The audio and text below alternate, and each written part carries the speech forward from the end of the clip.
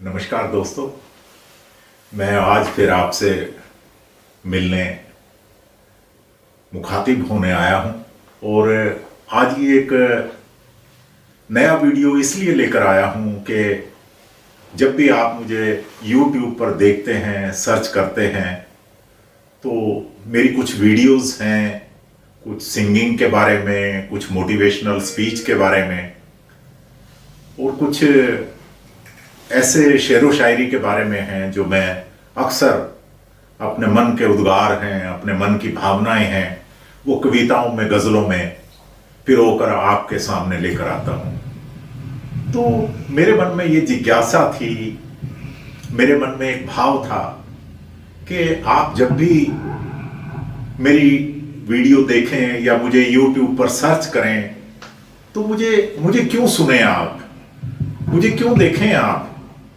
तो मैं इसी भाव से, इसी भावना से कि अपने बारे में एक छोटा सा परिचय, एक संक्षिप्त अपने बारे में कहूं तो मैं एक प्रिसाइज सा इंट्रोडक्शन, कॉन्साइज सा एक इंट्रोडक्शन अपने बारे में एक वीडियो के रूप में लेकर आऊं, ताकि आप सब जो मुझे पसंद करते हैं, मुझे लाइक करते हैं, मेरी वीडियोस देखते हैं,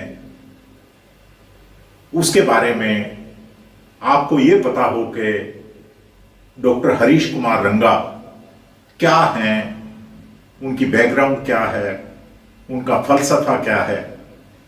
तो मैं इस वीडियो के माध्यम से आपसे एक तरह से मैं प्रत्यक्ष मिल रहा हूं आपसे, और इसका एक उद्देश्य भी है कि जब भी कोई YouTube पर किसी चैनल को सर्च करता है, सब्सक्राइब करता है, तो कुछ ना कुछ उसकी क्वालिटीज, उसके जो गुण हैं, वो देखकर प्रभावित होता है और तब उसको लाइक करता है, शेयर करता है, सब्सक्राइब करता है।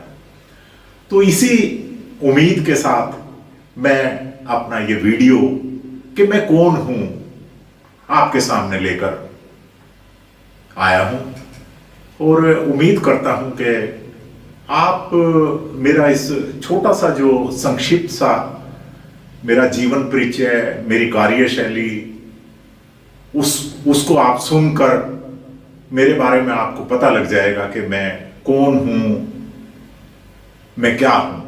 मैं डॉक्टर हरीश कुमार रंगा, मैं प्रिजन डिपार्टमेंट में DSP सिलेक्ट हुआ था 91 में।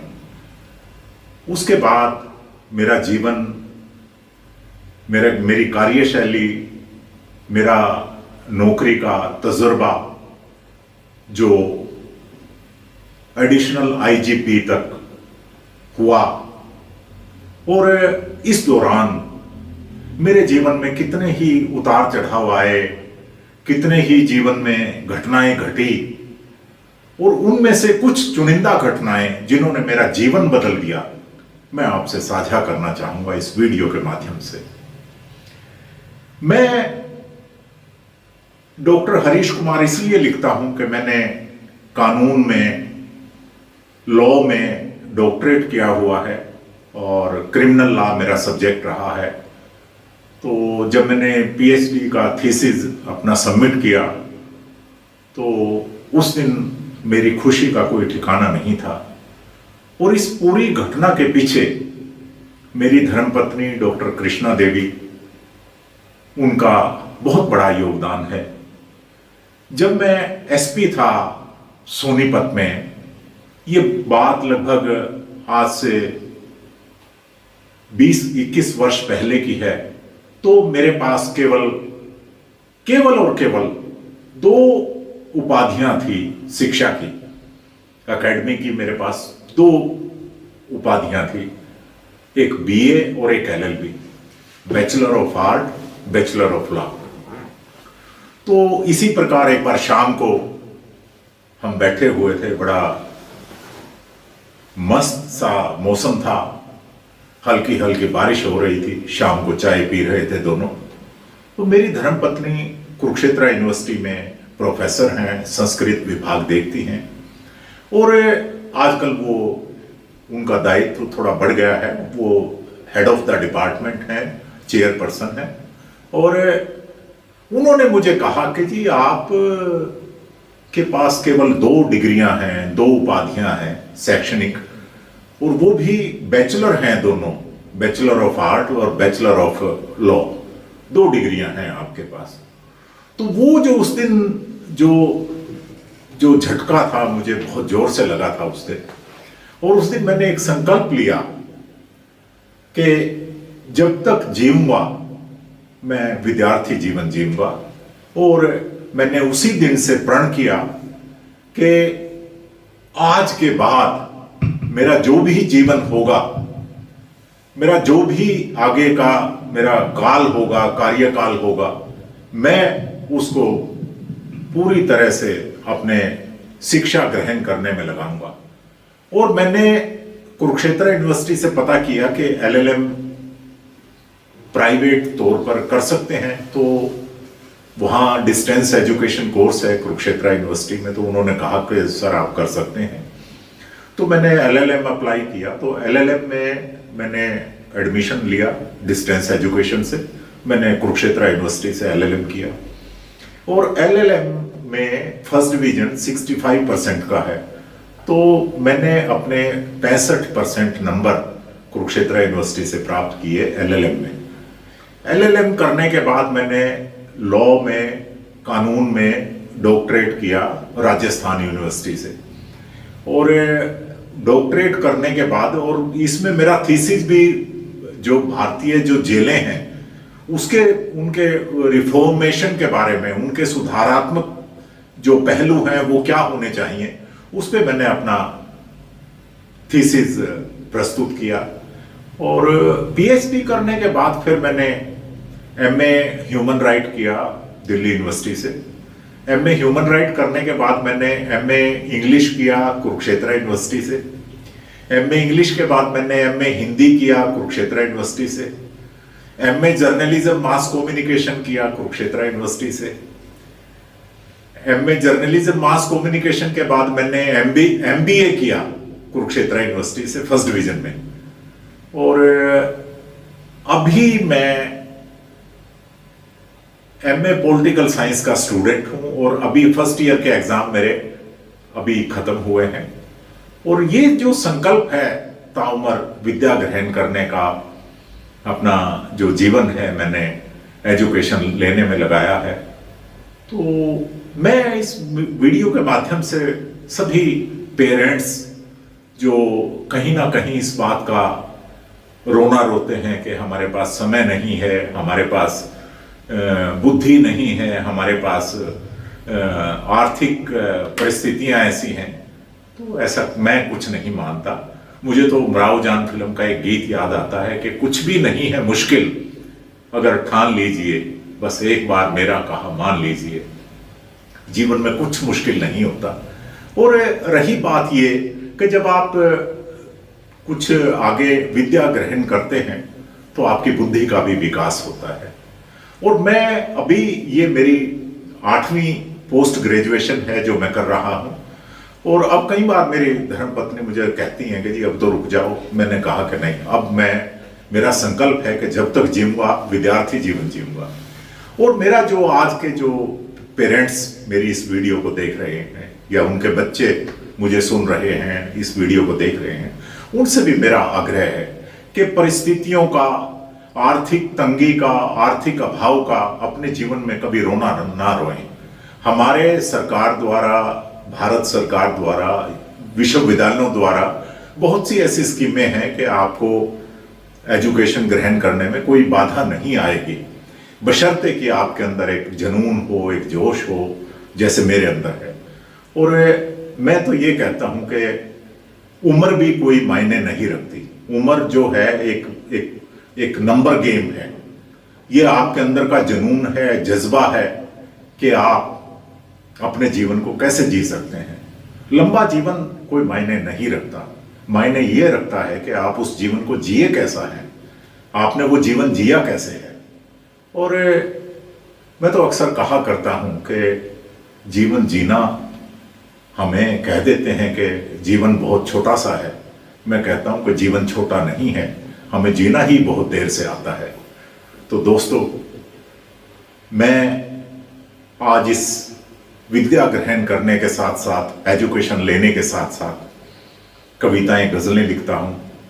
बहुत से मंचों पे अपनी कविताएं, गज़लों को, अपनी रचनाओं को पढ़ता हूं। इसके अलावा मैं स्वास्थ्य के प्रति बहुत जागरूक हूं। मैंने पहले भी कई वीडियो इसमें आए हैं, और भी आगे मेरे स्वास्थ्य पे वीडियो आएंगे, और कभी पूरी विस्तृत रूप से इसकी चर्चा मैं किसी पूरी एक वीडियो में करूंगा। लेकिन जो मेरा 30-31 वर्ष का जो कार्यकाल रहा, सर्विस डीएसपी ज्वाइन करने से एडिशनल आईजी तक, वो एक बहुत ही उतार चढ़ाव और एक बहुत ही कुछ कड़वी मीठी घटनाओं से परिपूर्ण रहा है। तो इंसान को कभी भी अपने जीवन में निराश नहीं होना चाहिए।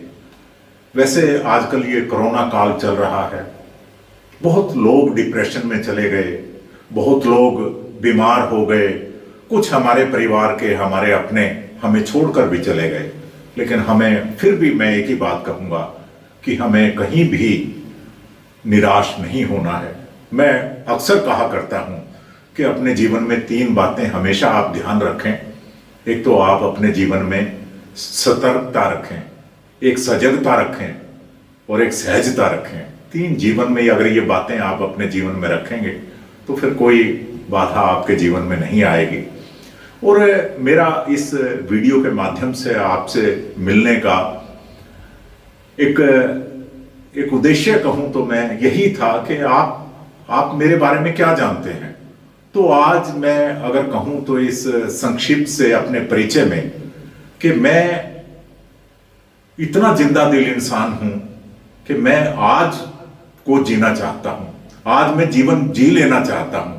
कल मेरे साथ क्या हो, मेरा जीवन रहे ना रहे, मुझे कोई फर्क नहीं पड़ता, लेकिन मैं आज को जीना चाहता हूं।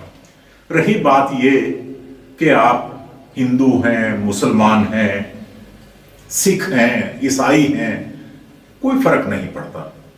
मैं ये मानता हूं कि हर जो एक प्राणी है, जो हर एक इंसान है जिसके अंदर बुद्धि है, वो मेरा एक भारत का एक नागरिक है।